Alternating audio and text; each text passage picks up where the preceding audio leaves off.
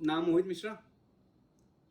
काम आईटी का journey start किया as a Perl developer, development से स्विच किया सेल्फ टॉट करके खुद को क्लाउड एंड डेवऑप्स की दुनिया में। नए फ्रेशर्स आते हैं, एग्जैक्टली समझ नहीं पा रहे क्या चीज़ें होती हैं। Then I started writing tech blogs. तो मीडियम पे मैं टेक ब्लॉग्स लिखता हूँ, लिंक्डइन पे भी अपने आर्टिकल्स लिखता हूँ। मुझे AWS कम्युनिटी ने सिलेक्ट किया है as a AWS community builder. If you write blogs, tech blogs अगर आप लिखते हो एंड अगर उसका क्वालिटी अच्छा है तो AWS की तरफ से एक पोर्टल ओपन होता है। Out of thousand lakhs of जो उन्हें एप्लीकेशन मिलता है, they select certain people. Fortunately I have been also selected. हमें $500 क्रेडिट दिया जाता है। तो ये सारी चीज़ें मेरे लिए ये एक मेजरली ज़्यादा अच्छा इसीलिए था क्योंकि I wanted to give something back to the community, क्योंकि मुझे पता था कि व्हाट स्ट्रगल इट इज। आपने जब जॉब स्टार्ट करी थी जिस ईयर में, उस ईयर की सैलरी एंड आप एक साल पिछले साल की सैलरी बताना, ठीक है, अगर आपको इस साल की डिस्क्लोज नहीं करनी हो तो। मैंने जो स्टार्ट किया था वो 2 जनवरी 2014 में मैंने मेरा फर्स्ट जॉब स्टार्ट किया था एंड वहाँ पे मुझे मिला था 10,000। ओके। एंड अभी मतलब कंट्रोल कंट्रोल। हेलो भैया, आपकी ये पूरी जर्नी कैसी रही इतने बड़ी कंपनी में? इस समय कैसे जॉब आपको मिली? बिकॉज ऑन कैंपस प्लेसमेंट तो थर्ड ईयर इंजीनियरिंग कॉलेज से पॉसिबल भी नहीं है। एज बहुत सारे लोग सोचते हैं कि 3 टायर सिटी 3 टायर कॉलेज से अगर कर रहे हैं तो आगे फ्यूचर नहीं होगा। So I can say that I am a example in front of you. So telling about myself, मैं basically born in Ranchi and completely brought up in Mumbai. यहाँ पे मैंने अपना इंजीनियरिंग किया। मैंने I did my engineering from a city called as Chandrapur, which is on the outskirts of Maharashtra. Then I did my engineering in 2009. I started in 2013, completed. And then जैसे बाकी हमारे Indian समाज में जो है कि अगर बेटा इंजीनियरिंग कर लिया तो अब कमा रहा है या नहीं रहा है। So that was the main focus. So I got my job after 5-6 months का काफ़ी ज़्यादा स्ट्रगल रहा। My first job was as a Perl developer in just die. तो मैंने वहाँ ज्वाइन किया था। सो पहले तो सबको लगा कि अरे भाई कॉल सेंटर में जॉब ज्वाइन कर रहा है क्या, ठीक है। हाँ बट वहाँ पे मैंने एज ए पर्ल डेवलपर काम स्टार्ट किया था and I have never heard about Perl language क्या होता है नहीं होता है। Okay, but as middle class लड़कों का है कि भाई जॉब चाहिए, एक स्टार्ट मिलना चाहिए, later on we will figure out how to navigate. So मैंने वहाँ पे जॉब स्टार्ट किया, वहाँ पे मैंने पर्ल सीखा। सो वहाँ मैंने 5 साल काम किया as a Perl developer and then I realise, जैसे लोग कहते हैं कि एक कहावत है कि लड़कों को अक्ल थोड़ी देर से आती है, ठीक है। अब कुछ को जल्दी आ जाती है तो ना पॉडकास्ट चालू कर देते हैं। ओके, बट कुछ को बहुत मेजरली मैं कह सकता हूँ कि लड़कों को अक्ल थोड़ी देर से आती है, बट आती है तो अच्छी आती है। सो लेटर ऑन आई रियलाइज कि मुझे यहाँ 5 साल हो गया है। ओके, मार्केट चेंज हो रहा है, I should evolve myself as well. So मैंने देखा कि मार्केट में भी क्या नया चल रहा है, क्या नई चीज़ें ट्रेंडिंग पे है। तो आई रियलाइज कि पर्ल का बहुत ज़्यादा स्कोप नहीं दिख रहा था मुझे। ओके, सॉरी फॉर इंटरप्शन, मैं एक चीज़ पूछना चाहूँगा कि जैसे मान लीजिए मैं जाके जॉब ज्वाइन करूँगा तो ऐसे सोचूंगा यार अभी तो जॉब है, अभी मैं स्विच करूँगा मेरी ये वाली जॉब चली जाएगी। मतलब इनसिक्योरिटी रहती है ना कि नेक्स्ट जॉब सक्सेसफुल ना हुई तो, मतलब एक स्टेबल एनवायरनमेंट में रहना चाहता है। तो हमें ये रिस्क मैनेजमेंट कैसे करना चाहिए कि रिस्क हमने लिया है अब जॉब में, अब मैं नेक्स्ट जॉब पे जाऊँ या नहीं जाऊँ, करंट जॉब पे स्टिक रहूँ ना रहूँ। राइट, नहीं, इसका सबसे प्राइम एग्जांपल तुम्हारे सामने ये मैं ही हूँ। ओके, क्योंकि I was in my first company for 5 years and company बहुत अच्छी थी, टीम बहुत अच्छा था। बस ये मुझे रियलाइज हुआ कि जब तुम अपने आप को अवेयर रखते हो, जैसे हम पॉडकास्ट शुरू कर रहे हैं, सो दैट बाकी लोग को अवेयरनेस मिले, बाहर क्या चल रहा है, चीज़ें कैसे बदल रही है। जैसे मैं अगर क्लाउड में हूँ तो क्लाउड कैसे वर्क कर रहा है वगैरह, एक अवेयरनेस। तो अगर तुम जिस कंपनी में हो, अगर तुम्हें लग रहा है कि कंफर्ट जोन आ रहा है, तो ट्राई टू गेट अवेयर कि बाहर मार्केट में क्या चल रहा है।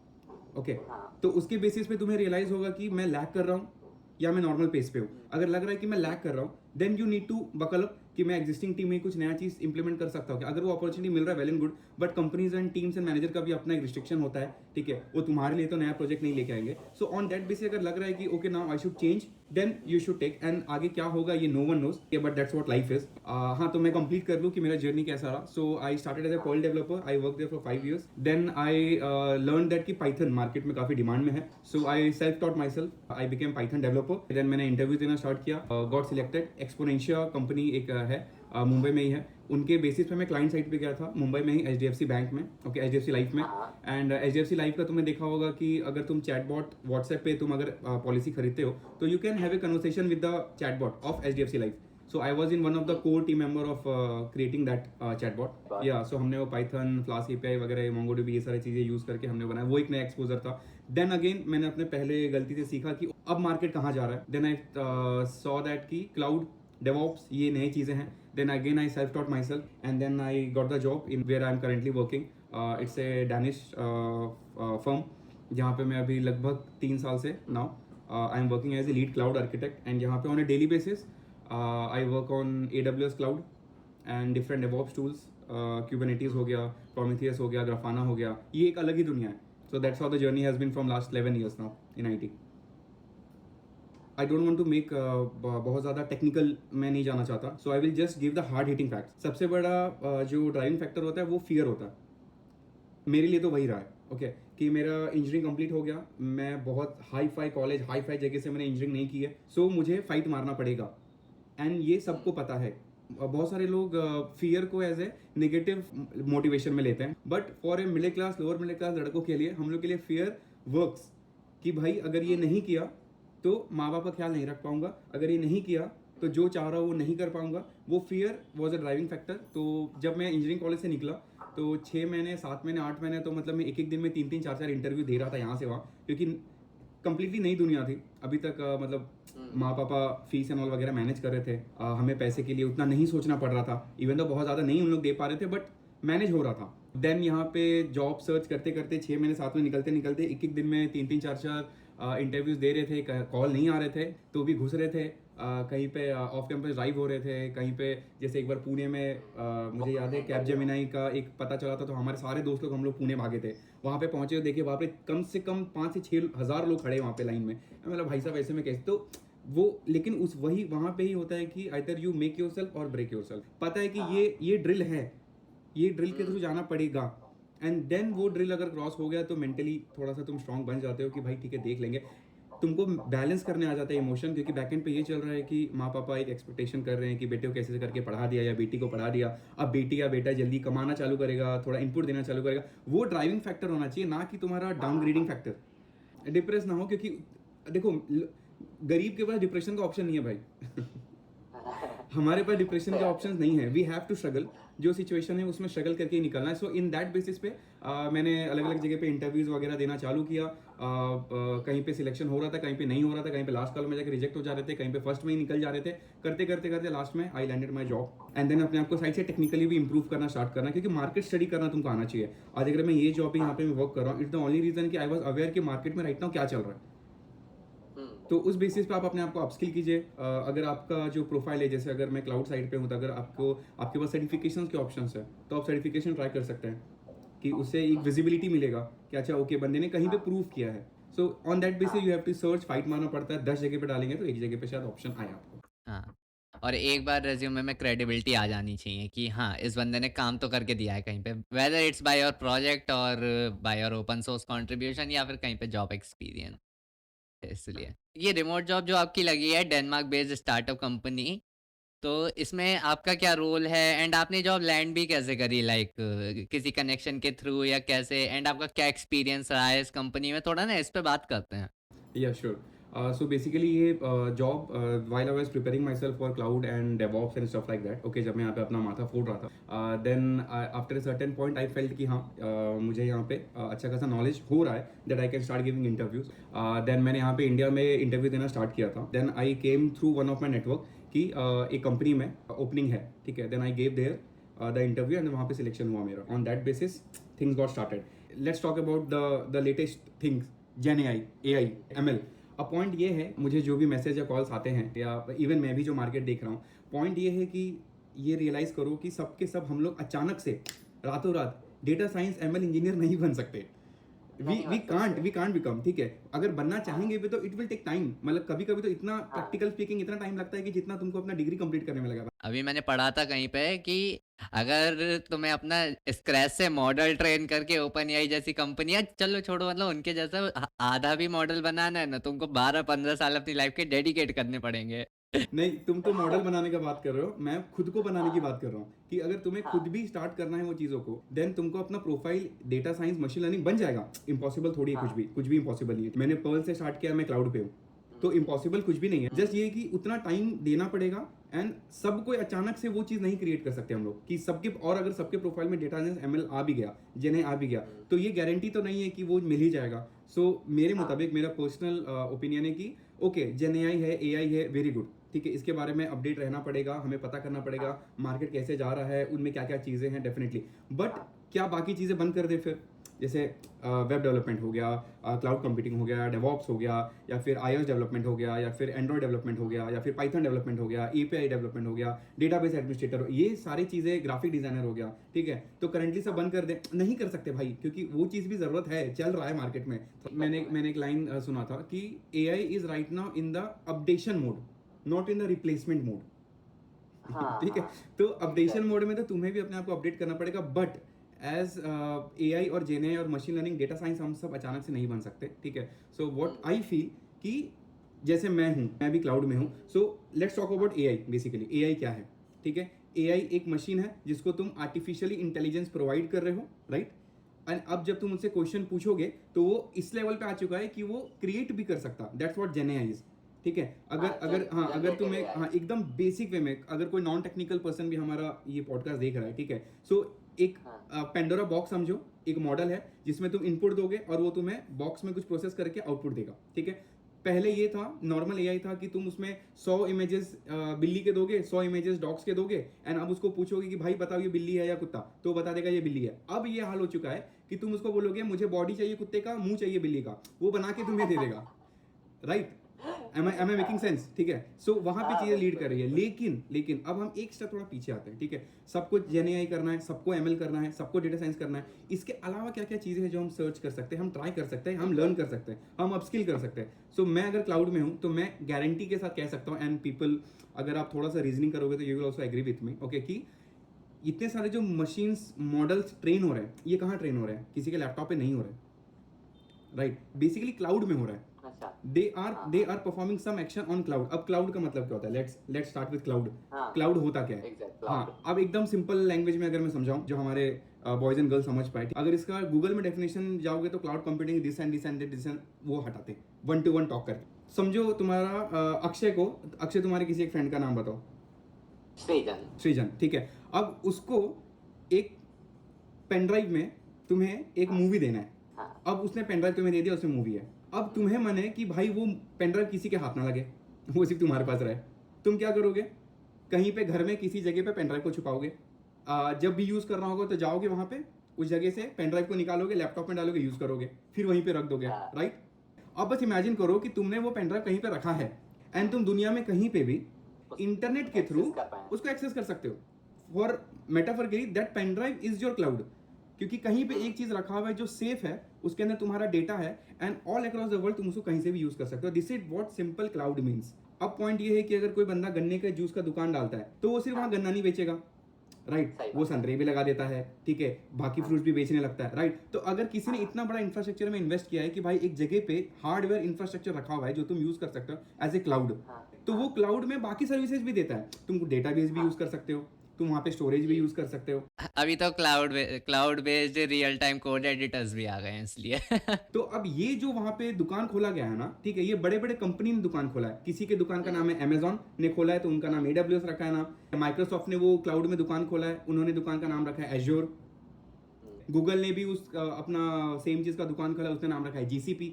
तो अमेजॉन हो गए, माइक्रोसॉफ्ट हो गए, गूगल हो गए, ये 3 मेजर प्लेयर हैं जिन्होंने अपना अपना दुकान खोला है, और उनके दुकान का नाम है क्लाउड का AWS है, एज्योर है, GCP है। सिंपल क्लाउड समझा क्या है।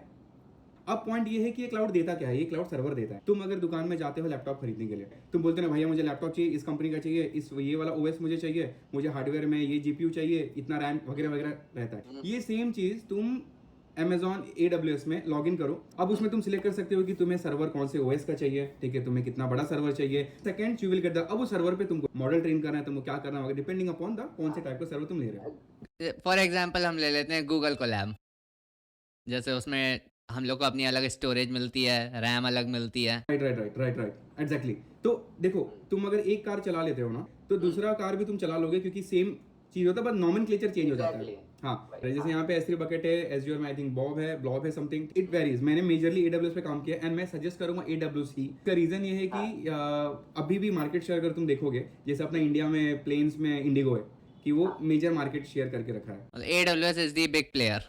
वो तुम अगर गूगल भी करोगे तो 33 या 34% कुछ है। तो इसका रीजन क्या है? रीजन ये है कि अगर तुम AWS सीखते हो तो अगर तुम 10 जगह पे अप्लाई कर रहे हो तो 10 में से मे बी 5-6 जगह पे तुमको AWS ही दिखेगा, 3-4 जगह पे GCP, 1-2 जगह पे या 5 जगह पे एज्योर। चांसेस ज़्यादा है कि तुमको कॉल आए। एंड इवन कंपनीज भी ये समझती हैं, मैं बता देना चाहता हूँ कि अगर कोई एज्योर पे कर रहा है, अब ये ना सोचे कि भाई AWS करना पड़ेगा क्या, नहीं, तुम एज्योर कर रहे हो कोई बात नहीं, एज्योर करो। क्योंकि अगर तुम इसमें देखोगे रिक्वायरमेंट में, JD में देखोगे तो AWS/Azure/GCP everything is same, just नाम अलग है। या सो ये सारा cloud is kind of the backbone of AI right now. अभी जैसे फॉर एग्जांपल चैट जीपीटी भी एक सर्वर पे रन कर रहा है, वो भी एक पर्टिकुलर क्लाउड यूज कर रहा होगा, बैकएंड पे वो भी डेवऑप्स के टूल्स वगैरह वगैरह क्यूबरनेटीज यूज कर रहा है।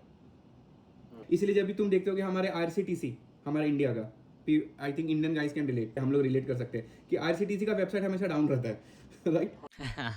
गवर्नमेंट वेबसाइट सारी डाउन रहती हैं। बैकएंड पे जो उनका सर्वर है वो उतना लोड नहीं ले पा रहा है।